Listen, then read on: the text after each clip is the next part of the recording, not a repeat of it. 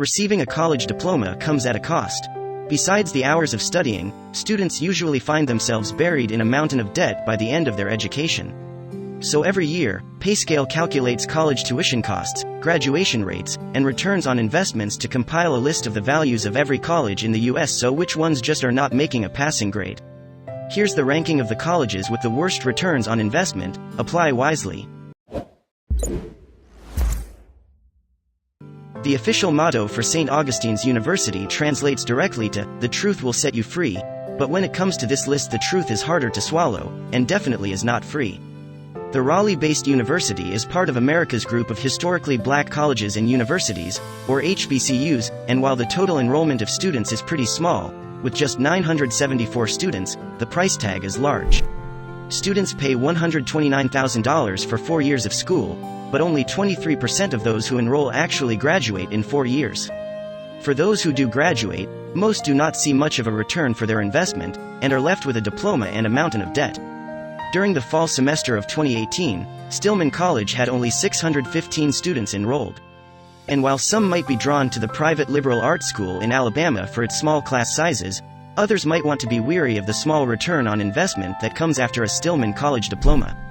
The total 4-year college tuition at Stillman adds up to $98,700, but over a 20-year span the net return on investment as calculated by PayScale amounts to -$80,400. And that is assuming that said student is one of the few that actually ends up graduating from Stillman. In total, the college has a graduation rate of only about 23%. Just because something is environmentally friendly does not mean that it is also friendly on someone's wallet. And that statement definitely holds true when it comes to Unity College. The private liberal arts school in Unity, Maine, advertises that it offers an education that emphasizes sustainability, environmental studies, and natural resources. But once students graduate, they might not have all the resources to pay back their student loans. PayScale reports that the 20-year net return on investment is a whopping -$82,100. And yet for the 54% of students who reach their graduation, their education comes with a 4-year cost of $151,000. Sitting on a 300-acre campus in a small town in south-central Pennsylvania, Wilson College was known for 144 years to be an all-women's liberal arts school. That was until recently. In 2013, Wilson College accepted male students for the first time, and has been doing so ever since. But no matter a person's gender, they might want to consider the following stats before they decide to enroll. According to PayScale, Wilson College only has a 39% graduation rate, and those who graduate after spending over 6 figures in college tuition, $156,000, to be exact, could see a 20-year return on investment of -$86,700.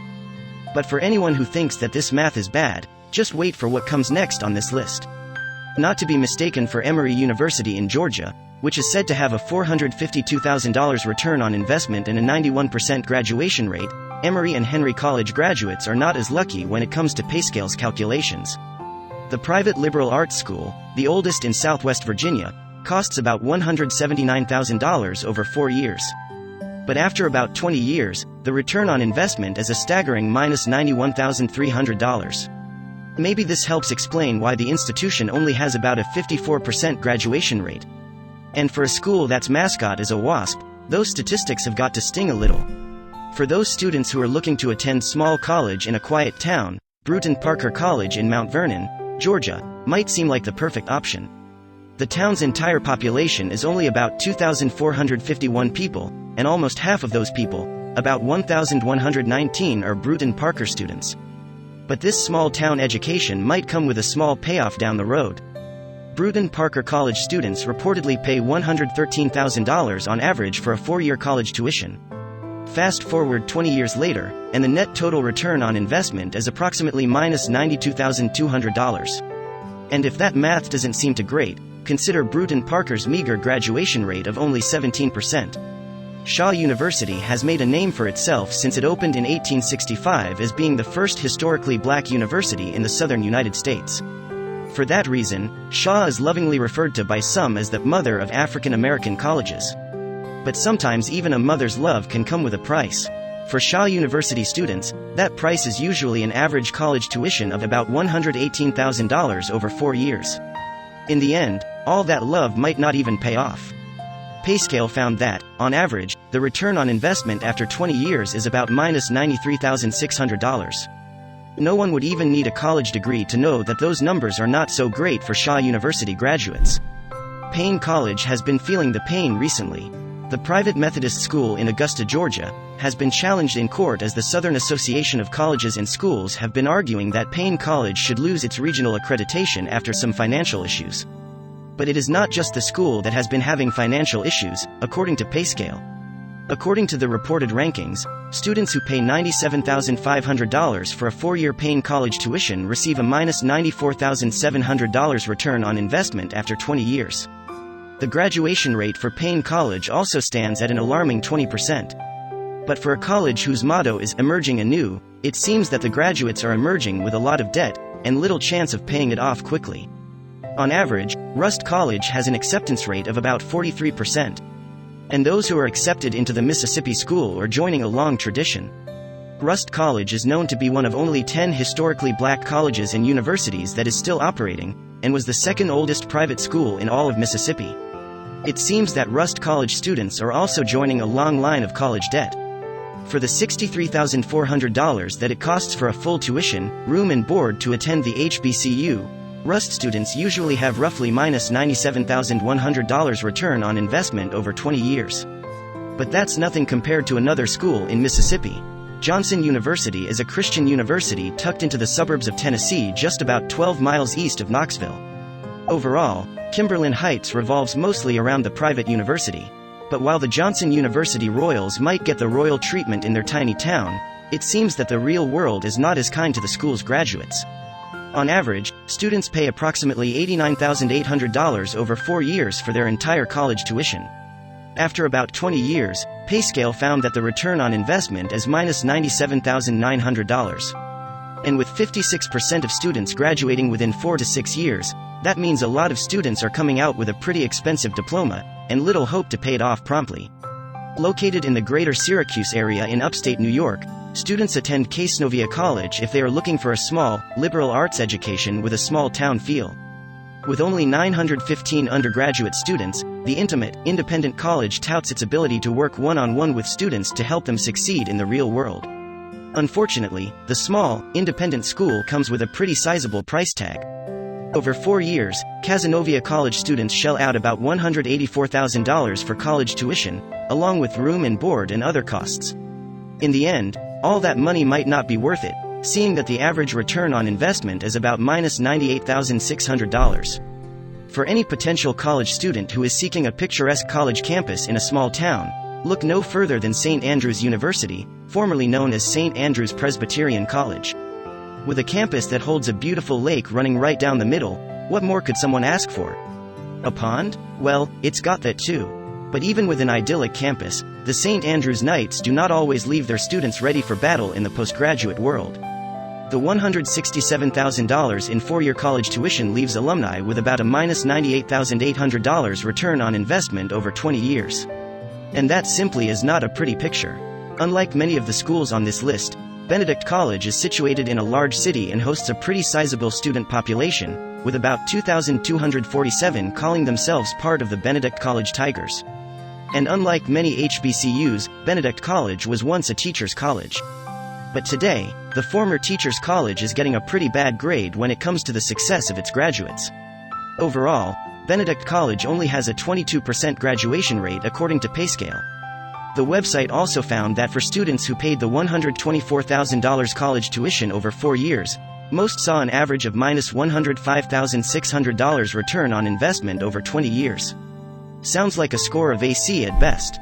Since its founding in 1908, Morris College has held the motto, Intrare Libris, Dispartir Servire, or, in English, Enter to Learn, Depart to Serve.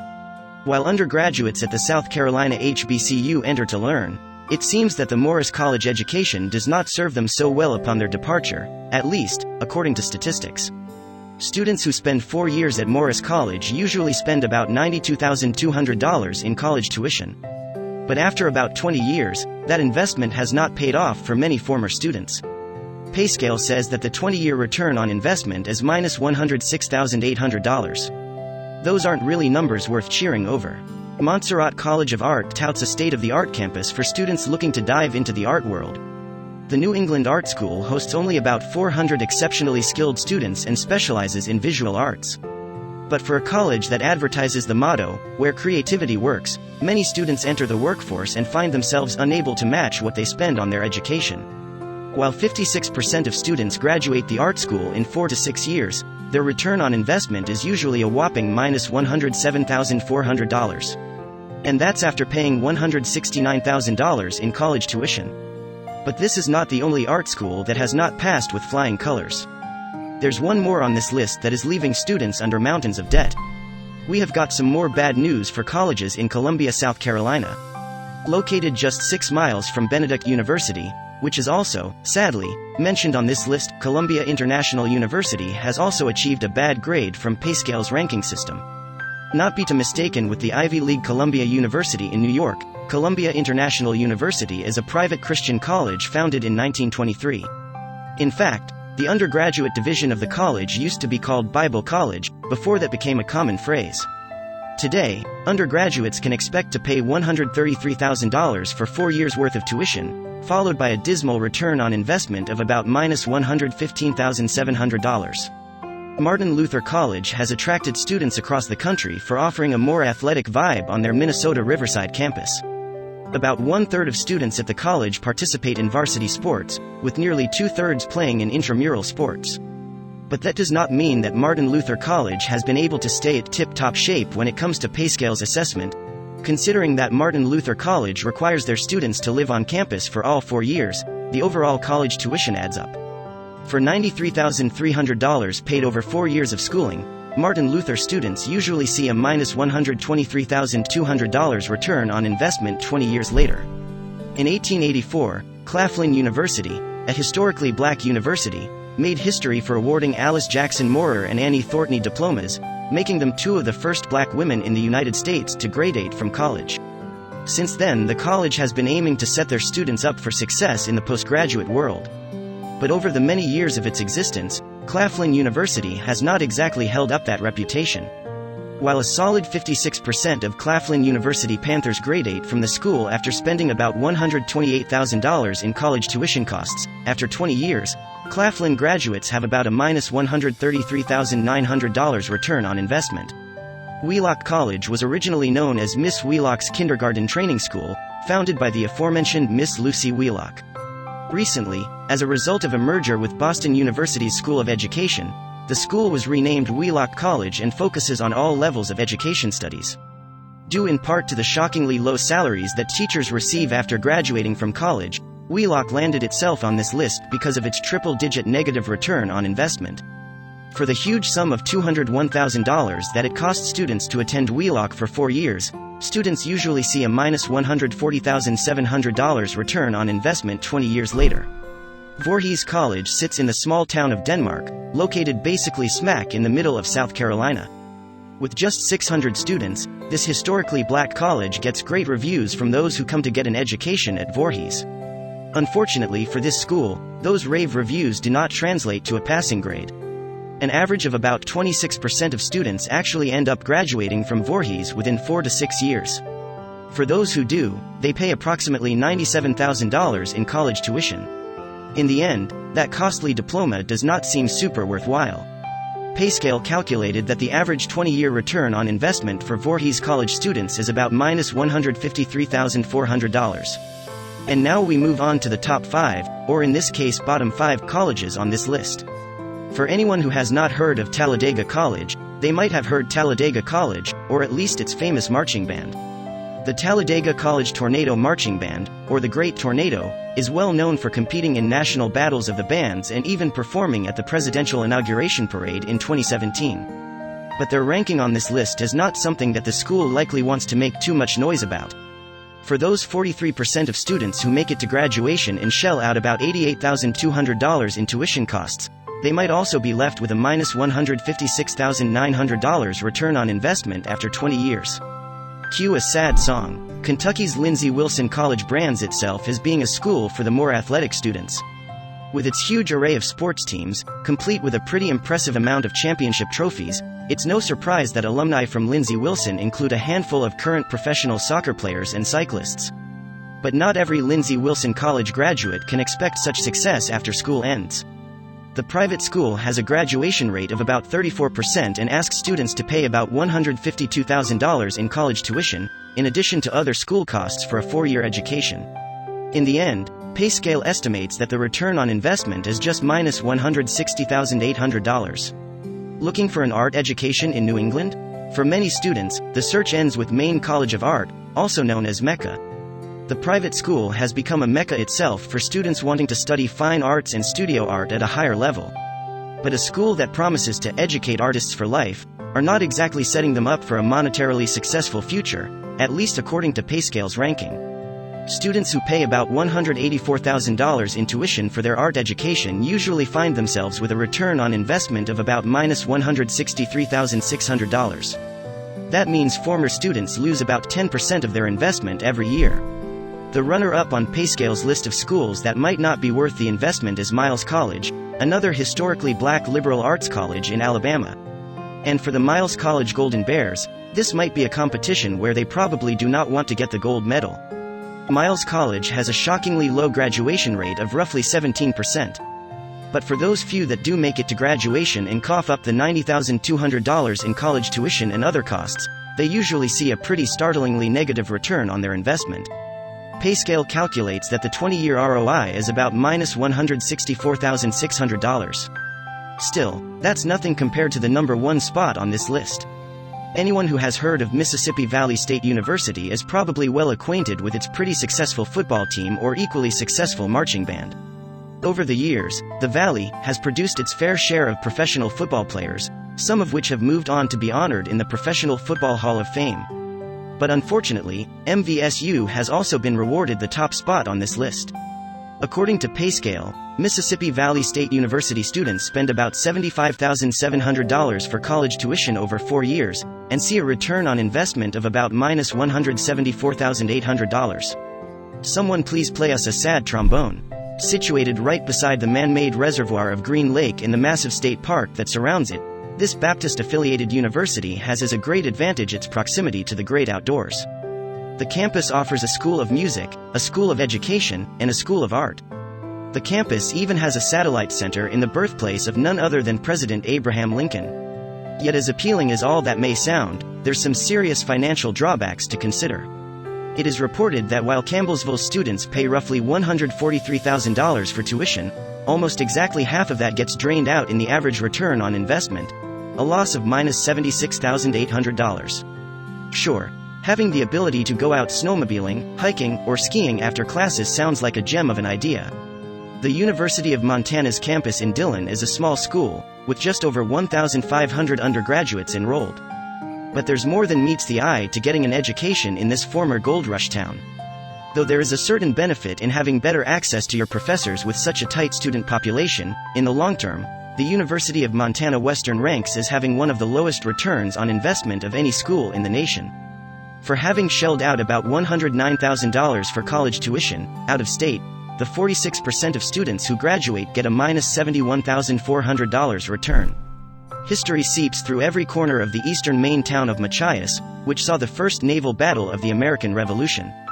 But modern statistics have not exactly been flattering for the town that attracts eager college students to its bounds. For starters, with a graduation rate of 29%, just about 1 in every 4 of the campus undergraduates are expected to actually complete their degree. And though U.S. News & World Report ranked the school as being among the top public comprehensive campuses for higher education in the Northeast, for the $124,000 students pour into out-of-state tuition, they are expected to receive a negative return of minus $70,700. This religiously affiliated institution of higher learning celebrates its centennial this year. Connected to the International Pentecostal Holiness Church, the school offers a wide array of degrees, ranging from recreation to marketing, and everything from psychology all the way to official Christian ministry. What's more, for a campus its size, Emmanuel offers a plethora of different sports options for its students, which are so many in number that it's downright impressive. Despite what it offers, the 28% of students who complete their studies at Emmanuel College often experience a lack of financial satisfaction as relates to their investment. For having paid college tuition of $112,000, about minus $70,600 is the average return on investment. This Presbyterian church-affiliated liberal arts school is located in a rural setting, with the quaint surrounding town playing host to the annual Mountain State Forest Festival and the Augusta Heritage Festival for Appalachian genres of music. It's the sort of school whose size affords greater accessibility to its academics, with one professor for every 12 students. Getting an education amid the resplendent greenery and stone arches, however, comes with quite the price tag for Davis and Elkins College's graduates. For having paid upwards of $160,000 to attend this private college, those who complete their studies can expect to see, over the next 20 years, a negative return to the tune of $66,000. Of the 8 schools that comprised the University of South Carolina system, the Aiken campus is one of the fastest growing. What's more, the university offers both graduate and undergraduate degrees, and ranks at the top of regional Southern public college polls. It can commonly be found high up on U.S. News and World Report's Guide to Southern Campuses. However, as the old adage goes, not all that glitters is gold. Despite its solid academic reputation, the financial benefits seem to not really be there. An out-of-state student at the University of South Carolina in Aiken will end up paying about $130,000 for college tuition. But the return on investment is estimated to be around half of that, minus $66,000. This campus has a unique, if amusing, origin story. A century ago, it was the Oklahoma College for Women, and a judge sent a certain alleged societal misfit there thinking it would be a reform school. Today, the campus is filled with buildings registered as state historic sites. Beyond its stellar academics, which routinely rank first statewide, the school is also known for annual music festivals. What it is not known for, however, is having a good return on student investment over a 20-year period.